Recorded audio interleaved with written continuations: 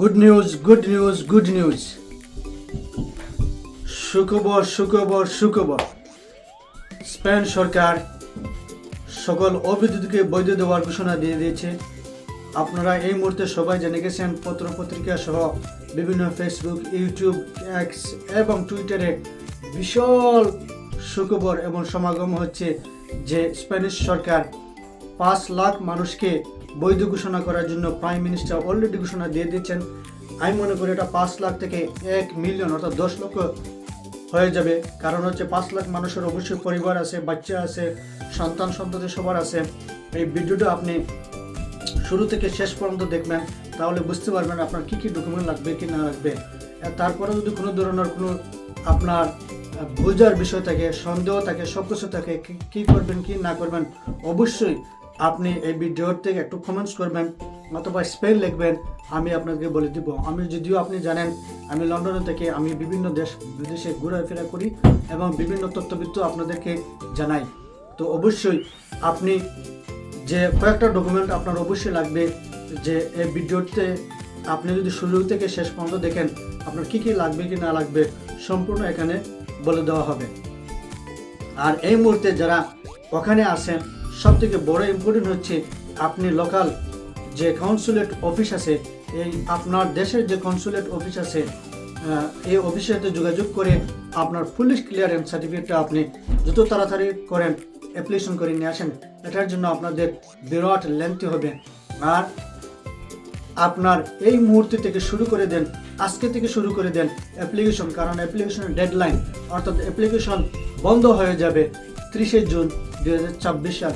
2024 সালের ভিতরে এই অ্যাপ্লিকেশনটা বন্ধ হয়ে যাবে। এর আগেই আপনারা যত তাড়াতাড়ি সম্ভব চলে যান, কারণ স্পেন সরকার 2005 সালে একবার এরকম সাধারণ ঘোষণা দিয়েছিল, ক্ষমা ঘোষণা দিয়েছিল। আর এটা 20 বছর পরে, 20 বছর পরে আবার এসে ঘোষণা দিয়েছে। এই স্পেনের সরকারকে অবশ্যই আপনারা ধন্যবাদ জানাবেন। স্পেনের আইন কানুন সব কিছু মেনে চলবেন, কোনো ধরনের জাল ডকুমেন্ট দিবেন না। ডকুমেন্ট যদি জাল ডকুমেন্ট দেন, 2 নম্বরে কোনো ডকুমেন্ট দেন, তাহলে এটার জন্য হয়তো আপনাকে নিষেধাজ্ঞা করা হতে পারে এবং আপনাকে পরবর্তীতে কোনো ধরনের রেসিডেন্টি নাও দিতে পারে। এই রেসিডেন্টি পাওয়ার পরে আপনারা আস্তে আস্তে 5 বছর পরে আপনারা ওখানে স্প্যানিশ নাগরিক হয়ে যাবেন, পাসপোর্টধারী হয়ে যাবেন। গুড লাক আপনার জন্য, সুখবর আপনার জন্য, সুখবর সবার জন্য। অবশ্যই এই ভিডিওটা এন্ড পর্যন্ত দেখবেন। ওকে, তাহলে শুরু করে যান।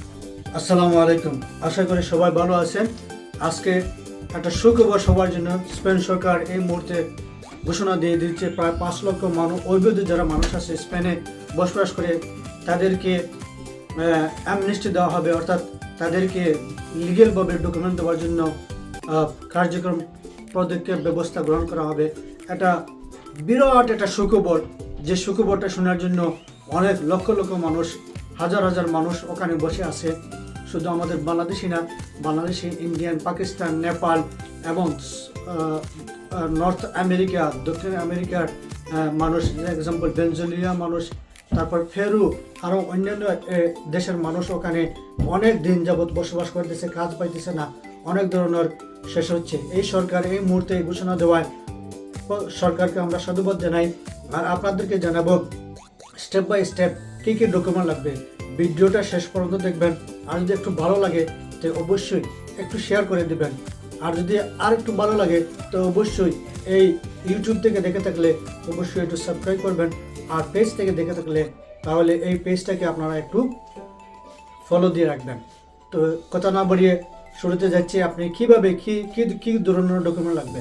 প্রথমেই আপনি দেখেন, যেহেতু আজকে বর্তমানে সরকার শুধু ঘোষণা দিয়েছে, এটা প্ল্যান ছিল জানুয়ারি থেকে, আজকে এটা ঘোষণা দিয়েছে। এই ঘোষণা দেওয়ার জন্য প্রথমে সরকারকে আমি ধন্যবাদ জানাই।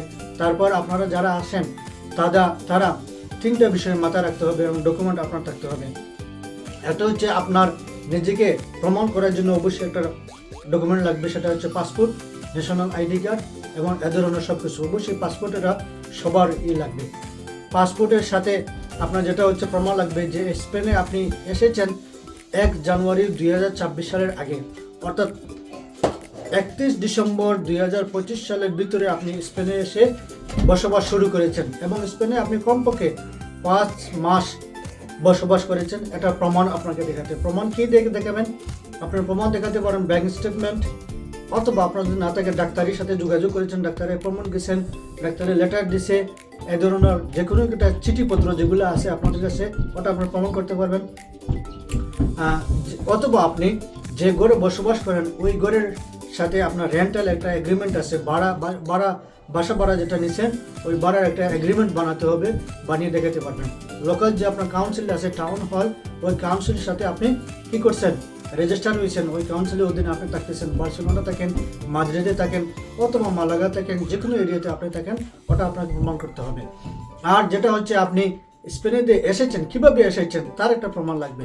যেমন আপনি ভিজিট ভিসায় এসেছেন, স্টুডেন্ট ভিসা অন্য দেশে এসেছেন, এসে আপনি স্পেনে এসে ঢুকছেন, কীভাবে ঢুকছেন? প্রথমে যদি আপনি ভিজিট ভিসায় এসে থাকেন, ভিজিট ভিসাটা স্টাম্প থাকবে, এয়ারপোর্টের স্টাম্প থাকবে, ওই স্টাম্প সহ আপনি প্রমাণ করতে পারবেন।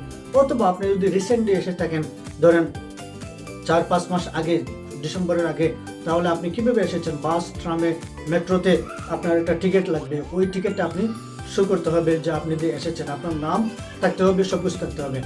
আর 3 নম্বর যেটা হচ্ছে ভেরি ইম্পর্টেন্ট, এটা হচ্ছে পুলিশ ক্লিয়ারেন্স সার্টিফিকেট লাগবে। পুলিশ ক্লিয়ারেন্স সার্টিফিকেট 2টা সার্টিফিকেট লাগবে। একটা হচ্ছে স্পেন সরকার থেকে আপনার নামে কোনো মামলা নাই, আপনার ক্লিন রেকর্ড, এরকম একটা সার্টিফিকেট লাগবে। আর 2 নম্বর হচ্ছে আপনার ব্যাক হোম, বাংলাদেশ থেকে, ইন্ডিয়া থেকে, নেপাল থেকে বা যে দেশ থেকে আপনি এসেছেন ওই দেশের পুলিশ ক্লিয়ারেন্স সার্টিফিকেট লাগবে। এটা নিয়ে আসার জন্য আপনি অবশ্যই আপনার লোকাল যে কনসুলেট আছে, Bangladesh office, high commission, India high commission, আপনার যে কোনো দেশের যে হাই কমিশনটা স্পেনে আছে ওই কনসুলেট অফিসের সাথে আপনি যোগাযোগ করবেন, তারা আপনাকে এটা দিতে সাহায্য করবে। এটা নিয়ে আসার জন্য অনেক সময় সাপেক্ষ, এর জন্য আপনি যত তাড়াতাড়ি পারেন সেটা আপনি আবেদন করেন, কারণ এটা আবেদন করার সাথে সাথে আপনি অন্যান্য কাগজপত্র যেগুলো আপনার লাগবে সেটা আপনি একসাথে জমা করতে হবে। আর এটা নিয়ে আসার জন্য যে আপনি অবশ্যই এই কাগজগুলো সবগুলো স্প্যানিশ ভাষায় ট্রান্সলেট করতে হবে, ইংলিশ হলে হবে না, স্প্যানিশ ভাষায় ট্রান্সলেট করতে হবে। স্প্যানিশ যারা সার্টিফাই অথরাইজ আছে তারা শুধু ট্রান্সলেট করতে পারবে।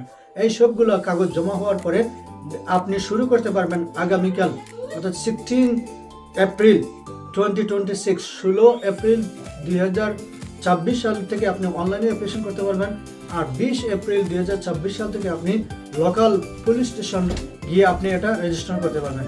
রেজিস্ট্রেশনের প্রসেসিং এবং সব কিছু আপনার ওখানে তারা বলে দিবে এবং অনলাইনে ধরবে। সব থেকে ভালো হয় আপনি একজন লোকাল সলিসিটর, কাউন্সিলর অথবা এই ব্যাপারে যারা জানে তাদের পরামর্শ নেন। এটা হচ্ছে ভিডিওটি হচ্ছে আপনার ইনফরমেশন পারপাস, এই তথ্যটা আপনাদের দেওয়ার জন্য।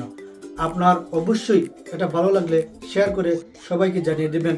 আর এটা স্প্যানিশ সরকারকে অবশ্যই আপনার ধন্যবাদ জানাবেন।